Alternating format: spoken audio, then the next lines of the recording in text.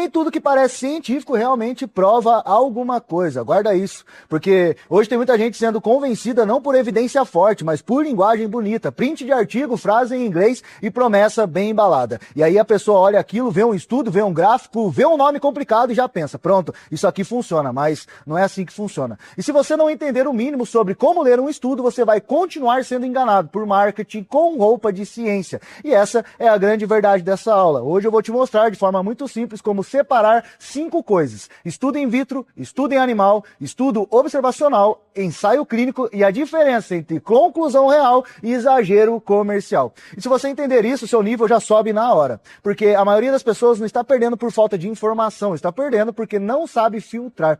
Vamos ser bem diretos. Primeiro, o que é um estudo in vitro? In vitro é um estudo feito fora do corpo humano, normalmente em célula, tecido, tubo de ensaio, laboratório, ambiente controlado. O famoso começo da história. Aqui o pesquisador quer ver se aquela substância faz alguma coisa em nível mais básico. Por exemplo, será que esse peptídeo estimula tal célula? Será que reduz tal marcador? Será que aumenta um sinal ligado ao reparo? Será que mexe com inflamação? Será que ativa determinada via? Esse tipo de estudo é importante, sim, e muito importante. Mas aqui vem a primeira reviravolta desta aula. Importante não é a mesma coisa que suficiente. Um estudo in vitro não prova que aquilo vai ter o mesmo efeito em uma pessoa real. Por quê? Porque célula em laboratório não é um ser humano. Eu vou repetir. Célula em laboratório não é um ser humano. No laboratório o ambiente é controlado, a dose é controlada, a exposição é controlada. Não existe digestão, não existe fígado metabolizando, não existe barreira biológica complexa, não existe organismo inteiro reagindo junto. Então, o estudo in vitro serve para mostrar plausibilidade. Ele responde algo como: isso talvez tenha potencial, ou isso merece ser investigado melhor, mas ele não responde: isso aqui funciona em você?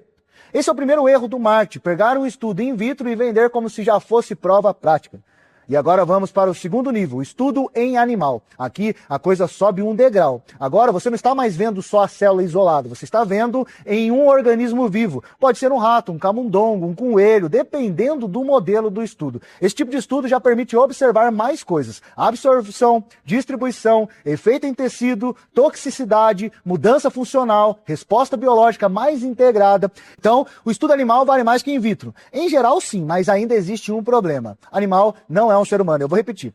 O animal não é um ser humano. Parece bem óbvio, mas muita gente esquece disso. O metabolismo é diferente, a fisiologia é diferente, a dose relativa pode ser diferente, o tempo de resposta pode ser diferente, a forma como o organismo lida com aquilo pode ser diferente. Então, o estudo animal também é importante, mas ele ainda não é a sentença final. Ele ajuda a construir a escada da evidência. Ele mostra que aquilo pode fazer sentido no organismo vivo, mas ainda não autoriza ninguém a falar com certeza total.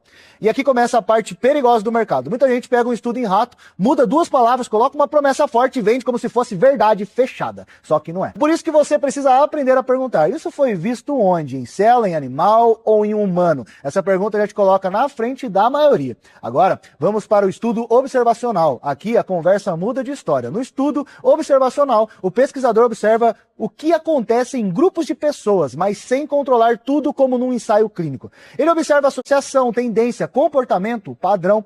Um exemplo simples: pessoas com tal hábito parecem ter mais tal resultado, ou indivíduos com determinado marcador apresentam determinada característica com maior frequência.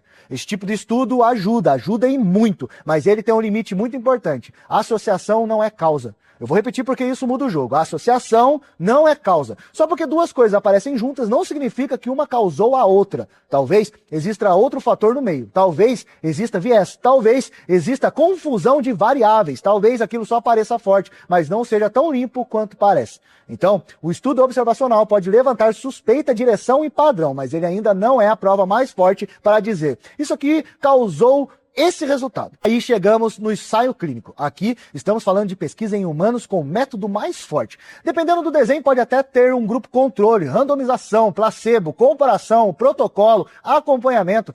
É aqui que a evidência começa a ficar mais valiosa para a aplicação real. Mas calma, nem todo ensaio clínico é automaticamente excelente. Tem ensaio clínico pequeno, tem ensaio clínico curto, tem ensaio com população muito específica, tem ensaio com desfecho fraco, tem ensaio com resultado modesto e tem ensaio com limitação importante. Então, o que você precisa aprender não é só ouvir. Tem estudo clínico?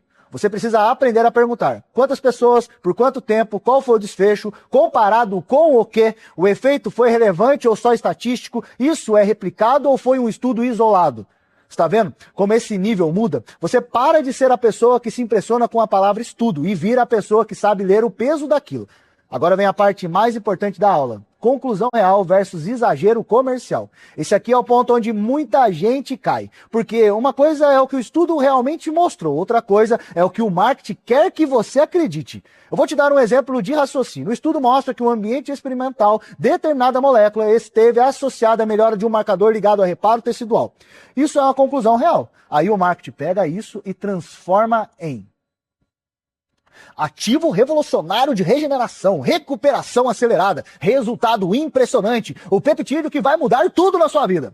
Percebe o abismo? O estudo fala de um marcador, o marketing fala de milagre. O estudo fala de plausibilidade, o marketing fala de certeza. O estudo fala de contexto, o marketing fala de promessa. Então, se você quiser parar de cair nisso, toda vez que vir uma promessa, faz 5 perguntas. Primeira pergunta, esse estudo foi em célula, animal ou humano? A segunda pergunta é, o que exatamente foi medido? A terceira pergunta, o resultado foi grande mesmo ou foi pequeno? A quarta pergunta, isso foi repetido em outros estudos ou é algo isolado?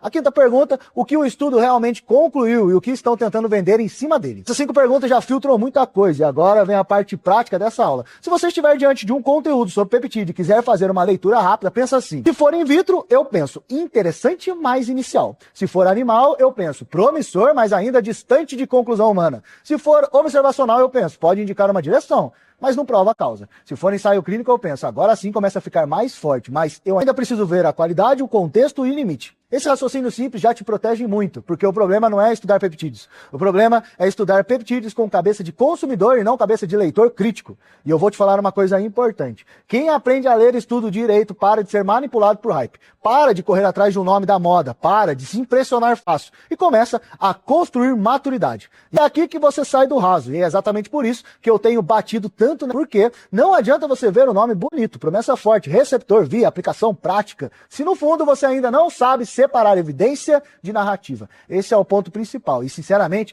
foi por perceber essa confusão que eu organizei um material muito mais direto, prático e estratégico para quem quer parar de ficar perdido nesse universo. Porque tem gente que não precisa agora de mais uma formação longa. Precisa de um material objetivo, inteligente e definitivo para consultar quando quiser clareza. Por isso, eu criei o Guia Premium e Prático e Definitivo sobre Peptídeos. Um guia pensado para quem quer entender melhor esse universo sem depender de conteúdo solto. Vídeo aleatório e marketing fantasiado de ciência. Então, se essa aula abriu sua cabeça, imagina ter em mãos um material estruturado justamente para te ajudar a filtrar, entender e raciocinar melhor sobre peptídeos. Se você quiser acessar o guia, está disponível aqui na descrição. E eu te recomendo entrar agora, porque esse tipo de material encurta o caminho, te dá direção e evita que você continue comprando discurso no lugar de entendimento. E se essa aula fez sentido, compartilha com alguém que também precisa parar de cair em marketing com roupa de ciência. E se você quer que eu traga mais aulas como essa, me acompanha por aqui, porque o jogo muda quando você aprende a pensar. Se você percebeu hoje que seu problema não é falta de conteúdo, mas falta de filtro, então o Guia Premium Prático e Definitivo sobre Peptídeos foi feito para você. Acesse agora e comece a estudar com muito mais clareza.